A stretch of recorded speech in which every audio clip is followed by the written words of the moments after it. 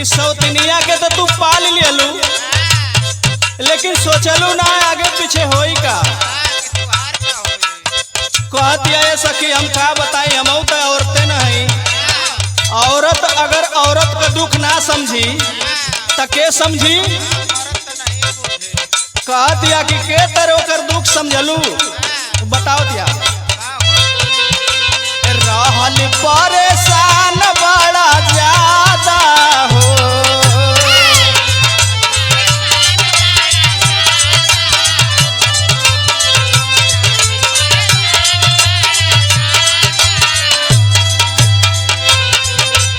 रहल परेशान बड़ा ज्यादा हो।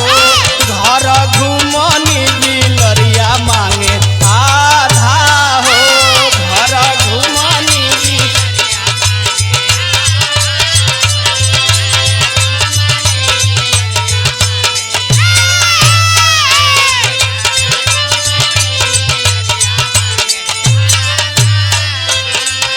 कहतिया कि सवत बन के हमरिए से आधा बखरा मांगतिया, हर चीज में आधा आधा हिस्सा मांगतिया। कैसे घूसी आइल घरवा में बनी के भिखारी,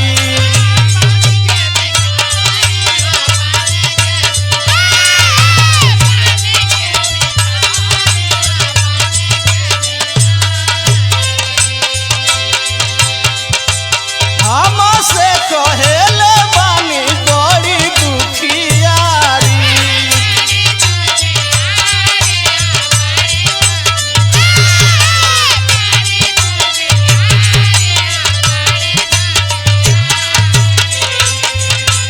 घूसी आइल घरवा में बनी के भिखारी, हमसे कहेले बानी बड़ी दुखियारी।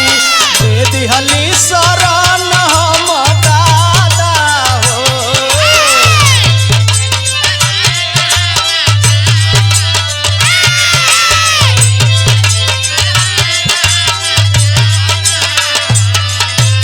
दे दिहली शरण हम दादा हो।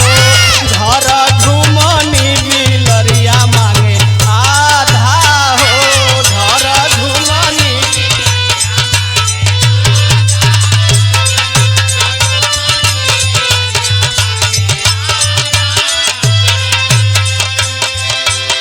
कहते कि पहले आयल तो बड़ी हमके सुख दियल, बड़ी हमार सेवा बर्दाश्त करे, झाड़ू पोछा करे, टाइम से दुख और बना के दे। अब हम जानी हमारा के दे तबिया सुख हो,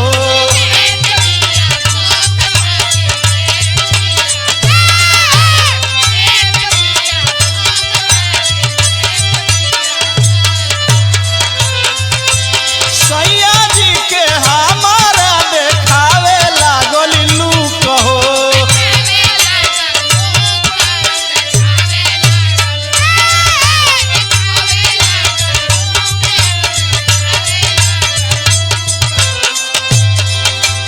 हम जानी हमारा के दे तबिया सुख हो, सैया जी के हमारा देखावे लागल लूक हो। दे तबिया